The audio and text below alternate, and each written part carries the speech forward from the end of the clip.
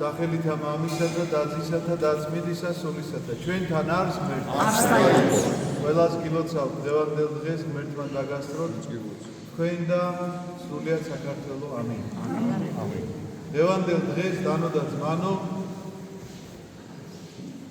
ჩვენი წმინდა მართლმადიდებელი ეკლესია აღნიშნავს ხარების დღესასწაულს სიტყვა ხარება მოგეხსენებათ სიხარულიდან მოდის და სახარებისეულია საკითხავი, სადაც ჩვენთვის მოთხრობილია, რომ მთავარანგელოზი გაბრიელი გამოეცხადა ყოლაწმინდა ღვთისმშობელს და ახარა მას, რომ მისგან იშვებოდა ძეხვთისა, ეს არ გახლავთ ერთი კონკრეტული პიროვნების სიხარული.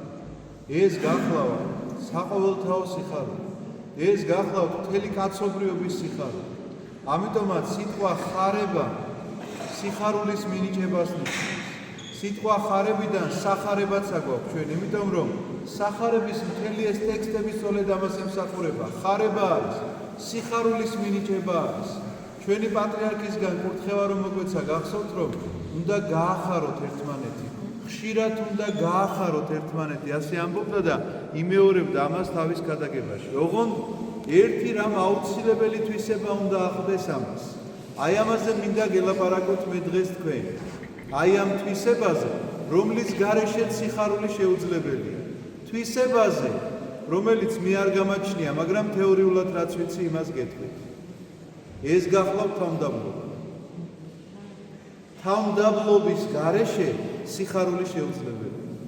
იმიტომ რომ თუ კი ადამიანს თავმდაბლობა არ გააჩნია, როგორი სიხარულიც არ უნდა მიეცეს, როგორი სასიხარულო ამბავიც არ უნდა მას რაღაცნაირად ამცნონ, მომენტალურად კი შემოვა მასში სიხარული და რაღაცა გარკვეული პერიოდის განმავლობაში დარჩება, მაგრამ აუცილებლად ესევე გაქრება.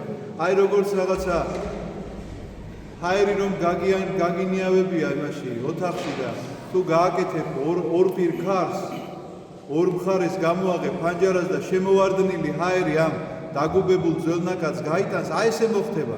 შემოვიდა ეს სუფთა ჰაერი, მაგრამ აქ კი არ გაჩერდა, გავიდა მეორე გაღებული ფანჯრიდან და არაფერი აღარ დატოვა აქ. ამას გულისხმობ, რომ ეს სიხარული შენში აღარ დარჩება, თუ კი არ გაქვს თავმდაბლობა.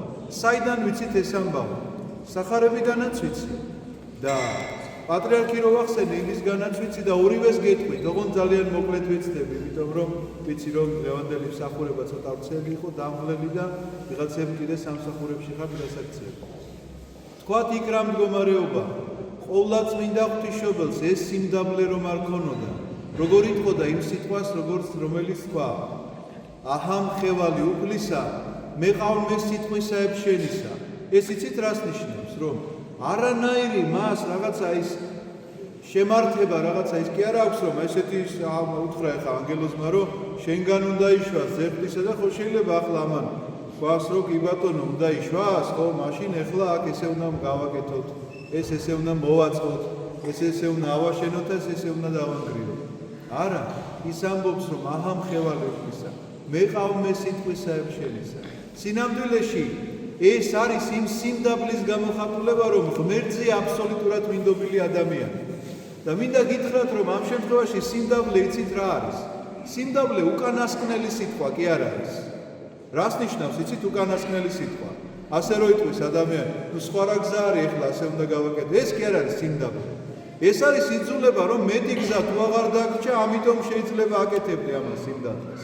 სიმდაბლე არის ის, რომ შენ ერთი წამითაც კი არ დაუშვებ, რომ გულში შემოუშვა თუნდაც ვინმეს ავი, თუნდაც ვინმეს ზიზღი, თუნდაც ვინმეს შურისძიება, თუნდაც ვინმეს წყენა.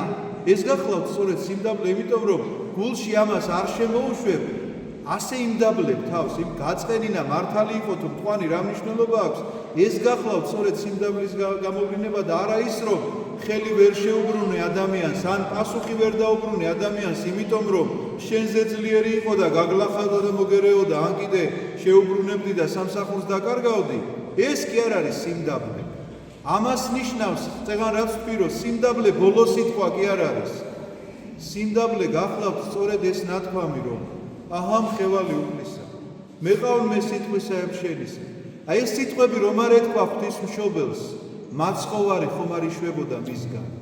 ეს სიტყვები გახლავთ სამზადისი, შეიძლება ითქვას, იმ ჭურჭლისა, რომელიც ჭურჭელით სულიწმინდისთვის არის გამზადებული.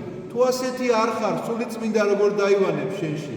თუ ასეთი სიმდაბლე არ შეიძინე, თუ ასეთ სიმდაბლეზე არ იზრუნე და არ მოიპოვე, როგორ დაივანებ შენში სულიწმინდა? იმიტომ რომ გამუდმებულად თუ იქეთ კარნახობ ეხლა რომ ის რაღაცას გთავაზობს, საფრთხონება გეცხადება, მაგრამ შენი მოსაზრებები გაქვს ყველაფერთან მიმართებაში, რომ ახლა იქ არ წავალ, ახლა ამას არ ვაპატიებ, ახლა ამას პასუხი უნდა დაუბრუნო, ახლა იმას, ესე იგი, თუ არ დაუბრუნებ პასუხს, რა გამოვა, რომ დაზარალდება, ესე იგი, ჩემი რეპუტაცია და ასე შემდგომ და გავიწყდება, რომ ამას ყველაფერს თუ გააკეთებ, შენ არ ხარ მაშინ ეს ადამიანი, რომელიც ამას ამბობს, რომ აჰა მხევალი უფლისა. ვეყავნე სიტყვისაებ შენისა და ამ თანხმობაშია სწორედ ჩვენი სიხარული დანო და ძმანო. ეს თანხმობა რომ არ ყოფილიყო ჩვენი გადარჩენა შეუძლებელი იქნებოდა. ეს თანხმობა კაცობრიობის და მართლა ყოვლადწმინდა ღვთისმშობლის კი არა, კაცობრიობის თანხმობაა მაცხოვრის მისაღებად. შენ ხარ ყოველდღიურად, ყოველწამიერად შეიძლება ითქვას ღვთისმშობლის ადგილას და ღმერთი რაღაცას გთავაზობს და შენ როგორ პასუხობ მას? აი ხა გაანალიზე ეს რომ აჰა მხევალი უფლისა და მეყავნე სიტყვისაებ შენისა, შენი პასუხი თუ მოიცა ეხლა ესი არა, დღეს ესი არა, ეს ხვალ ვაპირებ ამის დაწყებას, ორ შაბათს ვაპირებ ამის დაწყებას და იქეთ წელს ვაპირებ კიდე რაღაცის დაწყებას და ამ წამს, ამ წუთში მოსული ლოცვა კურთხევა, რასაც გელაპარაკება, სიმდაბლე არ ყოფნის რომ ეს ისევე მიიღო. ამიტომაც იფიქრეთ ამაზე. ეს გახლავთ კაცობრიობის პასუხი მეთქი რომ გითხარით, კაცობრიობის ყველა ადამიანისა კი არა, იმ ადამიანებისა, ვინც ქრისტეს მიმღებელნი არიან, იმ ადამიანებისა, ვინც ქრისტეს ელოდებოდნენ, იმ ადამიანებისა, ვინც ქრისტეს აღიარებენ რომ ღმერთი განკაცდა, ანუ მოვიდა ძეღვთისა და არა იმათი, ვინც ეურჩება საფრთხონებას. ამიტომაც ყოვლადწმინდა ღვთისმშობლის ეს პასუხი გახლავთ ჩვენი სიხარული, ჩვენი გადარჩენის დასაწყისი. ყველას გონია სხვათა შორის რომ ღვთისმშობლის ხარება ეს ტროპარი არის ხარების სადღესასწაულო, რომ ღვთისმშობელო ქალწულო გიხაროდენ. ხო, ყველამ ვიცით ზეპირად ეს ტროპარი და ყველას გონია რომ ეს ტროპარია ხარება. არ არის ეს ხარების ტროპარი. ხარების ტროპარი იცით რომელია? დღეს არისო, აი ესე თანამედროვე ქართულად რომ გითხრათ, დღეს არის დასაწყისი ჩვენი გადარჩენისაო. ასე იწყება ხარების ტროპარი. და არა ღვთისმშობელო ქალწულო გიხაროდენ. ეს ყოვლადწმინდა ღვთისმშობლის შესხმა არის და გახსენება არის, რა თქმა უნდა, ხარებისა, მაგრამ არა სადღესასწაულო ტროპარი. ამიტომაც ამ სიმდაბლის გარეშე, რითიც დავიწყე ლაპარაკი, კვლავ იმას დავუბრუნდები, შეუძლებელია რომ სიხარული გქონდეს, იმიტომ რომ ამ სიხარულს ინარჩუნებს სწორედ ეს სიმდაბლე. ამ სიხარულის დამტევნელი შეიძლება მხოლოდ იყოს ის, ვინც ამბობს, რომ მიყავ უფალო ნებისაებ შენისა და არა ნებისაებ ჩემისა. მე გითხარით რომ აუცილებლად დაუბრუნდები მეთქი ჩვენს უწმინდეს. აი ხა გეტყვით მე თქვენ ასეთ რამეს და აბა დაფიქრით. შორეული მაგალითებს რომ არ მოუხმო, ამიტომ მომყავს ეს მაგალითი. რამდენი რამ მოგისმენიათ პატრიარქის შესახებ. თუ გინახავთ სადმე ვინმე ან სამაგიერო გადაუხადა და ან თავი იმართლა და ან შენდობა არ მისცა და ასე შემდგომ. ამის შედეგია ის ყველაფერი, რასაც თქვენ ხედავთ. სიხარული, რომელიც თითოეულ თქვენგანს გაგაჩნია, მაგალითად, ტაძარი, რომელიც დღეს არსებობს, ამ მოთმინების შედეგია, ამ თავის დამდაბლების შედეგია. მას რომ არ მოეთმინა, თავი რომ არ დაემდაბლებინა, ვერ აშენდებოდა ამდენი ტაძარი, ვერ იკურთხებოდა ამდენი სასულიერო პირი, ვერ გაიხსნებოდა ამდენი სასწავლებელი. და რატომ იცით? ამის დევნაში იქნებოდა გამუდმებულად იმან რომ თქვა, ეხლა იმას უნდა დაუმტკიცო, რომ არ ვარ ესეთი. ამან რომ ქვამესროლე, ეხლა უნდა მივიდე და აუხსნა, რომ იცი რა, გენაცვალე, შენ შეგეშალა და არასწორი მიმართულებით ისროლე და აი ამ დევნაში გავიდოდა ადამიანის ცხოვრება. მაგრამ მისი ცხოვრება იცით გავიდა რაში?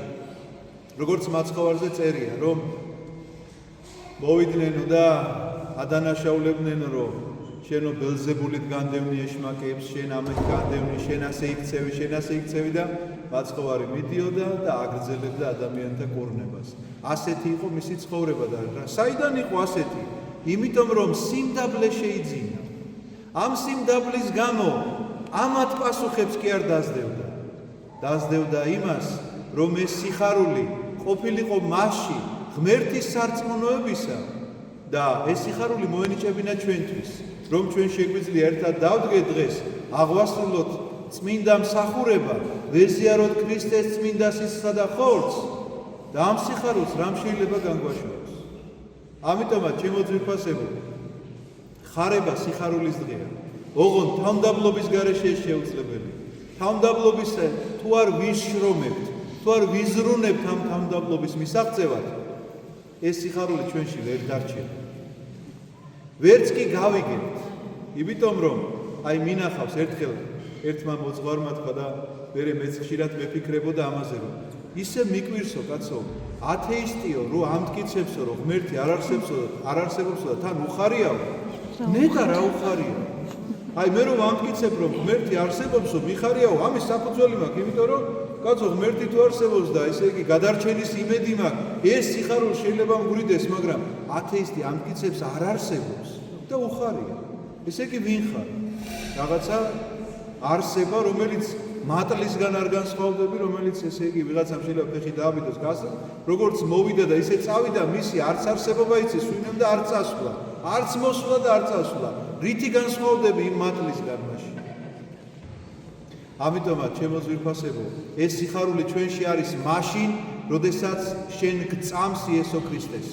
და რომ გწამდეს მისი, ამ სიხარულის გამტარი რომ იყო და აი ამ ხარების გაბრიელის ხარების დამტევნელი რომ იყო, თავმდაბლობა აუცილებელია, რომელიც თავმდაბლობაც გათქმევინებს.